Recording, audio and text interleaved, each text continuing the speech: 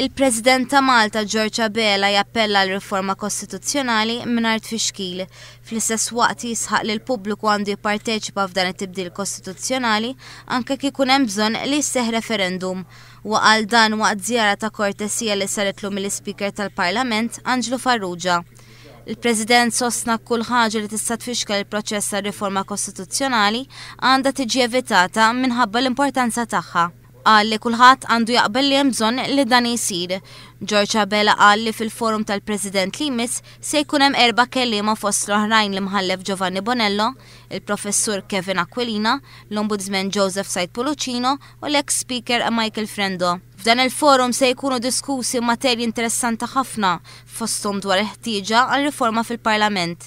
Preżenti għal din iż-żjara li saret fil-Palazz il-Belt kien hemm ukoll id-Deputat Speaker Censu Gallia u ż-żewġ whips tal-Kamra Carmelo Abela naħa tal-Gvern u David Agius għall-Oppożizzjoni.